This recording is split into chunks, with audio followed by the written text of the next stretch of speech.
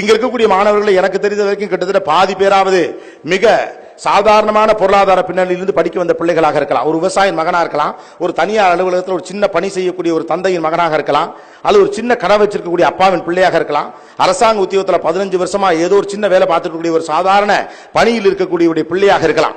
ஆனா யோசிச்சு பாருங்க, அப்பா தனக்கு பொருளாதாரத்திலே பிரச்சனை இருக்கிறது, வாய்க்கு கைக்கு தான் சரியா இருக்குது, வாங்கின கடனை கொடுக்க முடியல, வட்டிக்கு கட்டினவன் வாசல்ல வந்து நிக்கிறாங்கிறதுக்காண்டி பிள்ளை படிக்க வேணா, கூட வேலைக்கு வேணா உங்களை கூப்பிடல.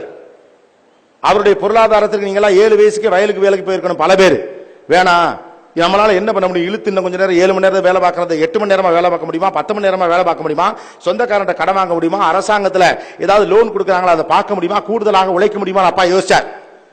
அவருக்கு இன்னமும் காலத்துல 2வது பிள்ளை வருது, நெருக்கடி வந்தப்ப ஒரு பிள்ளையை படிப்பை நிறுத்திடுவோம் அவர் யோசிக்கல. இன்னமும் இந்த 2வது பிள்ளையை படிக்க வைக்கிறதுக்கு என்ன பண்ணுவோம்னு பார்த்தாரு. அம்மாவுடைய நகை அடமானம் வச்சாரு, அவர் வச்சிருந்த பணத்தை எல்லாத்தையும் சேமிச்சு வச்சாரு, சின்னதாக சொத்தின் ஒரு பகுதியை வித்தார்.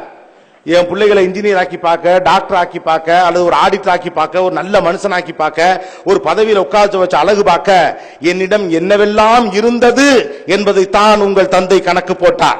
என்னவெல்லாம் இல்லை என்று கணக்கு போட்டிருந்தால் நீங்கள் இங்கே இல்லை. நம்ம தந்தைகிட்ட நம்ம கத்துக்க வேண்டிய விஷயம் அதுதான். என் மகனை ஆளாக்கி பார்க்க, என் மகளை ஆளாக்கி பார்க்க என்கிட்ட என்னவெல்லாம் இருக்குன்னு பார்த்தார். என்னிடம் உழைப்பு இருக்கிறது, கூடுதலாக உழைக்கிறேன், இதோ உதவிக்கு வருவதற்கு ஒரு சொந்தக்காரன் இருக்கான், அவன்கிட்ட கொஞ்சம் காசு வாங்கிக்கிறேன், அதை திரும்ப கடனாக கொடுக்கிறேன்.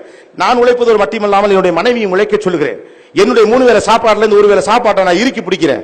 2 சட்டை வாங்குற இடத்துல 1 சட்டை வாங்குறேன், ஆப்பிள் பழம் வாங்குற இடத்துல வாழைப்பழம் வாங்குறேன்னு எப்படி யோசிச்சார்? உங்கள் மீது இருக்கக்கூடிய பிரியம், அதே பிரியம் உங்கள் பெற்றோர்கள் மீது உங்களுக்கு இருக்கும் என்றால் படியுங்கள், அவ்வளவுதான். அதே பிரியம் உங்கள் பெற்றோர்கள் மீது உங்களுக்கு இருக்கும்னா, 2 ஆப்பிள் ஒரு வீட்டில் இருக்கு அல்லது 1 ஆப்பிள் இருக்குன்னா, அழுகிய ஆப்பிளையே எடுத்து சாப்பிடுகிற அப்பாக்களின் தியாகத்திற்கு முன்னால் நீங்கள் படிச்சு என்ன படிக்காம என்ன? வீட்டில் என்னையா கவனிச்சிருங்களா உங்க அப்பாக்களை? ஆப்பிள் பழத்தின் அழுகிய பக்கத்தை திங்கிறார்கள் இன்னமும் அப்பாக்கள். நல்ல பக்கம் என் பிள்ளைக்கு வேணும் நினைக்கக்கூடிய அப்பா உலகத்துல நம்ம ஊர்ல மட்டும் இருக்கான். அவன் தியாகத்திற்கு முன்னால் உங்கள் அறிவெல்லாம் சும்மா ஒண்ணும் கிடையாது. It is a reciprocation. Don't think it is your duty. இது நீங்கள் உங்கள் சமூகத்திற்கு செலுத்தும் நன்றி கடன். நீங்கள் நண்புக்கு படிப்பு என்பது வேலை தேடும் ஏற்பாடு அல்ல. உங்கள் பெரியவர்களுக்கும் உங்கள் பெற்றவர்களுக்கும் உங்களுக்கு உதவியவர்களுக்கும் அரசுக்கும் தனி மனிதர்களுக்கும் யோசிச்சு பாருங்க. ஒவ்வொரு பிள்ளையும் படிக்கிறதுக்காக ஊர் எல்லையில ஏதோ ஒரு மூக்கம்மா கிளவி 3 ரூபா காசு எடுத்து வைக்குது, எங்கோட்டு பிள்ளையை படிக்கட்டும்டான்னு. அந்த பாட்டிக்கு உங்களுக்கு ஏதாவது சம்பந்தம் இருக்கா? கிடையாது. ரத்த பந்தம் இருக்கா? கிடையாது. என் புள்ள படிக்கட்டும்னு சொன்ன அந்த மூக்குத்தி போட்ட பாட்டிக்கும் நீங்க பேரந்தான். அந்த பாட்டியை காப்பாற்றுறது உங்க பொறுப்பு தான். It is your responsibility to safeguard this society. This is a high time for you to give thanks to the society. இந்த சமூகத்திற்கு நன்றி தெரிவிப்பதற்கான காலகட்டமாக இதை பாருங்கள். எத்தனை அவமானங்களை உங்கள் தந்தை சந்தித்திருப்பார், எத்தனை அவமானங்களை உங்கள் தாய் கடந்திருப்பார்.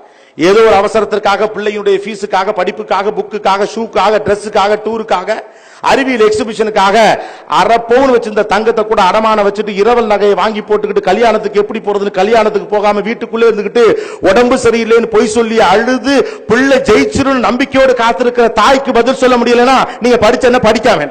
இந்த தாயின் தியாகத்துக்கு பதில் சொல்ல முடியலன்னா படிச்சா என்ன படிக்காம? புரிஞ்சுக்கிறவங்க படி, பிடிக்காதான் போ, அவ்வளவுதான். உலகம் முழுக்க பிள்ளைங்க படிக்குது. You go and check it. நீங்க ஆசைப்படக்கூடிய dollar driven countries, so called dollar driven countries like America or Australia, நீங்கள் எல்லாம் ஆசைப்படும் உலகின் மிகப்பெரிய நாடுகள். ஆனா அங்கெல்லாம் ஒரு பிள்ளையை படிக்க வைக்க இவளெல்லாம் யாரும் கஷ்டம்லாம் படுறதில்லை. காலையில ஒரு இடத்துல வேலைக்கு போயிட்டு ஜேபி சார் மாதிரி ஆட்களை கேளுங்க, வேர்ல்டு ஸ்டூடெண்ட்ஸ் கொஞ்சம் டிராவல் பண்றவங்க. காலையில ஒரு வேலைக்கு போவான், இல்லாட்டி முதல் நாள் இரவு வேலைக்கு போவான், பார்ல வேலைக்கு போவான், கடைக்கு வேலைக்கு போவான், பெஞ்ச் தொடப்பான், வால்மார்ட்ல வேலை பார்ப்பான், காஸ்கோல வேலை பார்ப்பான், சின்ன சின்ன வேலைகள்லாம் பார்த்து மறுநாள் மெக்டொனால்ட்ஸ்ல ஸ்டூடெண்ட் மீல் ஒன்னு விற்பானுவோம், ஸ்டூடெண்ட் மீல் அப்படின்னு. அந்த ஸ்டூடெண்ட் மீல குறைச்சு காசு கொடுத்து வாங்கிட்டு அவன் ஸ்கூலுக்கு போனான். அவன் ஃபீஸ் அவன் தான் கட்டிக்கணும். ஒரு குறிப்பிட்ட வயதுக்கு பிறகு தான் வாழ்ந்து கொண்டிருக்கக்கூடிய சொந்த வீட்டுக்கே வாடகை கொடுக்கணும் அப்பா சொல்லிடுவார்.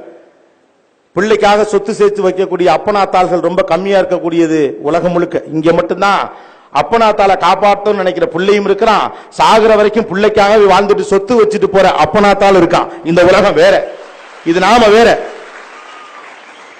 அங்க ஒவ்வொருத்தம் படிக்கிறது அவனை காப்பாத்திக்க, நீங்க படிக்கிறது உங்களை காப்பாத்திக்க இல்ல, ஊரை காப்பாத்த, குடும்பத்தை காப்பாத்த. நமக்கு அந்த பெரிய பொறுப்பு இருக்கிறது. யோசிச்சு பாருங்க, குண்டுமணி தங்கம் போட்டுக்கொள்ள வேண்டும் என்பது நம்முடைய மரபு. ஆனா அந்த குண்டுமணி தங்கத்தை கூட அடமான வைக்கணுங்கிற எண்ணம் எங்கிருந்து வந்தது? உங்கள் வீட்டு அலமாரியில் போய் செக் பண்ணி பாருங்க. தந்தையின் அலமாரி எது, பிள்ளையின் அலமாரி எது என்று தானாக தெரியும். வீட்டு வாசலில் கிடக்கிற செருப்பில் சொல்ல முடியும் எது தந்தையினுடையது எது மகனுடையது என்று. அருந்து கிடக்கிற செருப்பில் ஊக்கு குத்திக்கிட்டு பிள்ளைக்கு ஷூ வாங்கி கொடுக்கிற மனசுக்கு முன்னால என்ன சார் நாமெல்லாம் ஒண்ணுமே கிடையாது. அருந்து போன செருப்பை தச்சு தச்சு போடுறான் அப்பங்காரு. மாசம் கை நிறைய சொலையா சம்பளம் வாங்குறப்பையும் கூட ஆசையாக 100 ரூபாய்க்கு சாப்பிட மனசு வராத அப்பாக்களின் மனசு அற்புதமான மனசு. அவங்கள தான் திட்டுறோம், படிக்க சொல்றாங்க. அவங்கள தான் திட்டுறோம், நம்ம படிக்க சொல்றாங்க அப்படின்னு. அந்த தியாகத்திற்கு பதில் சொல்வதற்கேனும் நீங்கள் எல்லாம் படிக்க வேண்டும். அந்த தியாகத்திற்கு பதில் சொல்ல வேண்டிய பொறுப்பு நமக்கு இருக்கிறது.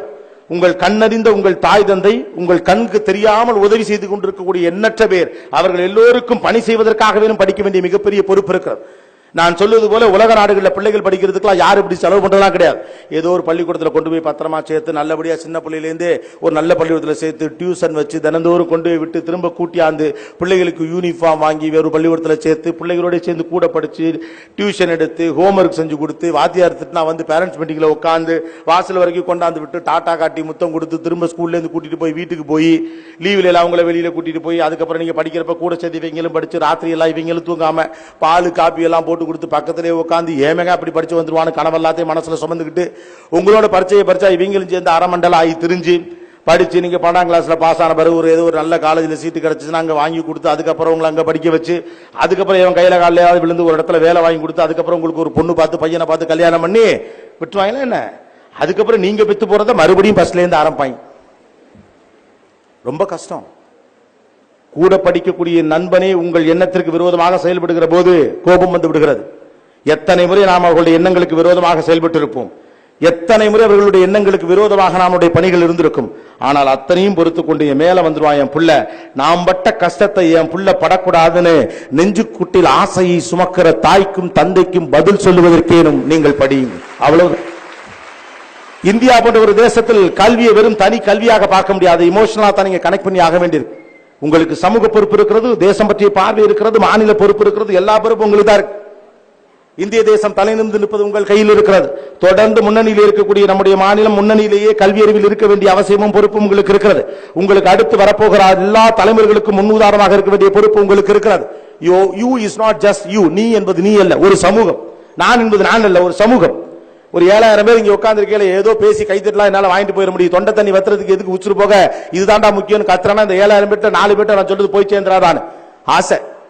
இந்த பிள்ளைகிட்ட சொல்லலாம், எந்த பிள்ளைகிட்ட போய் சொல்றது? எனக்கு உங்கள் மீது இருக்கும் பிரியம் உங்களுக்கும் உங்கள் அடுத்த தலைமுறை மீது இருக்கும் என்றால் இந்த தேசம் ஜெயிக்கும். அந்த பொறுப்பு நமக்கு இருக்கிறது.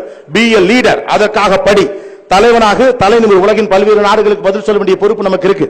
முட்டா பசங்க இந்த பசங்க சொல்லிட்டு இருக்க மூஞ்சிலாம் அடிக்கிறதுக்கான நேரம் வந்திருக்கிறது. எந்த இடத்திலும் நாங்கள் குறைந்தவர்கள் இல்ல, உலகத்தின் ஆகப்பெரிய அறிவு சக்தி நாங்கள் தான் என்று உலக நாடுகளுக்கெல்லாம் சொல்ல வேண்டிய மிகப்பெரிய பொறுப்பு இங்க இருக்க ஒவ்வொருத்தன் கையிலையும் இருக்கு. மறந்து போச்சுன்னு யோசிக்காது. இது war. Yes, it's a war. தேசம் சம்பந்தப்பட்ட எண்ணம் இது. Have a bigger purpose. Fix your priorities.